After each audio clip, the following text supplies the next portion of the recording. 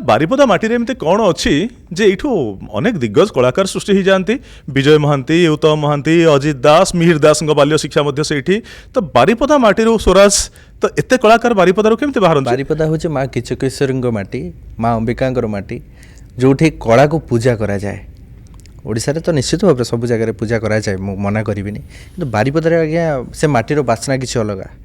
ମୁଁ ଆଜ୍ଞା ମୋ କଥା ଯଦି କହିବି, ମୋ ଘରେ ଯେତେବେଳେ ମୋ ମାଆଙ୍କ ପେଟ ଭିତରେ ଥିଲି, ସେତେବେଳେ ମୋ ଘରେ ପିଇସି ଯେତେବେଳେ ନାଚୁଥିଲେ, ଧୁମସା ଏବଂ ତୁରୀର ଆବାଜ ଥିଲା। ଛଉର ମାନେ ଅଭ୍ୟାସ କରନ୍ତି ଏବଂ ସେଇଥିରୁ ଶୁଣିକି ମୁଁ ଆଜ୍ଞା ବାହାରି ଥିବା ବେଳେ ମୁଁ ନାଚ ପ୍ରତି ଆଗ୍ରହ ପ୍ରକାଶ କଲି।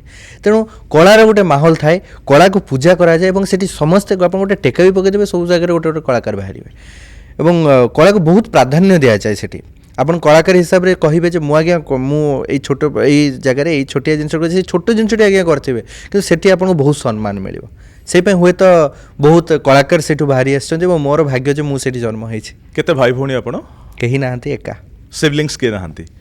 ଆଚ୍ଛା, କୁହାଯାଏ ଯେ ଏକୁଟିଆ ସନ୍ତାନ ଯଦି ହେବ ତାହେଲେ ଜିଦିଆ ହେଇଯାଏ, ତାର ସବୁ କଥା ପୂରଣ କରିବା ପାଇଁ ବାପା ମା ଚେଷ୍ଟା କରନ୍ତି। ପିଲାବେଳୁ ଟିକେ ଜିଦିଆ ଥିଲେ ଆପଣ? ମୁଁ ଜିଦିଆ ନୁହେଁ, ମୁଁ କେବେ କୌଣସି ଜିନିଷ ମାଗିନି। ଗୋଟିକିଆ ଛୁଆଙ୍କୁ ନାଁ ଶୁଣିବାର ଆଦତ ନଥାଏ। ମୋର ବହୁତ ନାଁ ଶୁଣିବାର ଆଦତ ଅଛି। ମୋତେ ବହୁତ ଜିନିଷ ମୁଁ କେବେ କୁହେନି, ଆଜି ପର୍ଯ୍ୟନ୍ତ କେବେ ପାଟି ଖୋଲି ମାଗିନି। ନ ମାଗିବା ପୂର୍ବରୁ ମୋ ବାପା ମା ମୋତେ ଦେଇଛନ୍ତି, ତେଣୁ ସେଇଟା ମୋର ସୌଭାଗ୍ୟ ଆଜ୍ଞା।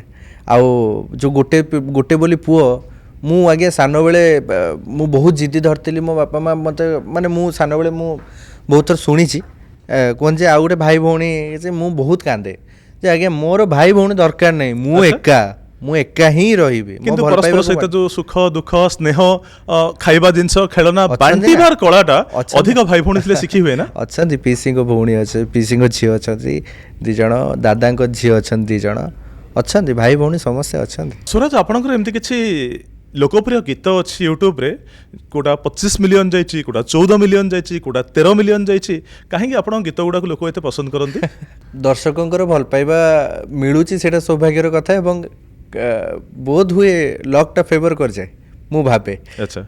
କେବଳ 25 ମିଲିୟନ 25 ମିଲିୟନ କି 13 ମିଲିୟନ ନୁହେଁ, 100 ମିଲିୟନ ପର୍ଯ୍ୟନ୍ତ ଯାଇଛି ଏବଂ ସେ 100 ମିଲିୟନର ଗୀତଟା ହେଉଛି ସୁନା ଚଢ଼େଇ ମୋ ରୂପା ଚଢ଼େଇରେ ମୁଁ ଚାଇଲ୍ଡ ଆର୍ଟିଷ୍ଟ ହିସାବରେ କାମ କରିଥିଲି, ଶିଶୁ କଳାକାର ହିସାବରେ, ଏବଂ ସେଇ ଚଳଚ୍ଚିତ୍ରର ସେଇ ଗୀତଟି 100 ମିଲିୟନ କ୍ରସ୍ କରିଛି, ଯେଉଁଟାକି ମୋ ପାଇଁ ବଡ଼ କଥା। ଆଚ୍ଛା, ସ୍ୱରାଜ କେତେବେଳେ ସୁଖରେ ଥିଲାବେଳେ, ଦୁଃଖରେ ଥିଲାବେଳେ, ଅଲଗା ମୁଡ୍ରେ ଥିଲାବେଳେ ନିଜ ଗୀତ ଗୁଣଗୁଣାନ୍ତି? ହଁ, ଗୁଣଗୁଣାଏ। କେଉଁ ଗୀତଟା ବେଶୀ ମନକୁ ଆସେ? ସବୁବେଳେ ଲେଲା ଓ ଲେଲାର ଫର୍ଷ୍ଟ ଟାଇମ୍ ଗୋଟେ ଝିଅ ତୁ, ସେଇଟା ମୋତେ ବହୁତ ଭଲ ଲାଗେ। ଏବଂ ଏମିତି ଯେତେବେଳେ ନୂଆ ଯୋଉ ସିନେମା ଆସେ ସେଇ ସିନେମାର ଗୀତ ଗୁଣଗୁଣାଏ। ଗୀତ ଗାଇ ପାରନ୍ତି ନା ବେସୁରା ଆପଣଙ୍କର? ବହୁତ ବେସୁରା। ଏବଂ ମୁଁ ଗୋଟେ ସିନେମାରେ ମୋତେ ଚାନ୍ସ ଦେଇଥିଲେ ଯେ ଗାଇବା ପାଇଁ ଏବଂ ଗୀତଟା ମଧ୍ୟ ସୁଟ୍ ହେଇଥିଲା ସେଇ ହିସାବରେ। ପରେ ମୁଁ ଆଜ୍ଞା ରିକ୍ୱେଷ୍ଟ କରି ବାହାର କରିଦେଇଥିଲି, ମୁଁ ଆଜ୍ଞା ଗାଇବେନି। ତ ଆପଣଙ୍କ ଗୀତ ବେସୁରା ରାଗରେ କେମିତି ଗାଆନ୍ତି?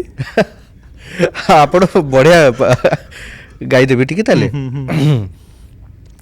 ଫର୍ଷ୍ଟ ଟାଇମ୍ ଗୋଟେ ଝିଅ ତୁ କରିଛୁ ପାଗଳ, ତତେ ଖାଲି ଦେଖି ଦେଇ ନା ନା ନା ନା ନା ନା।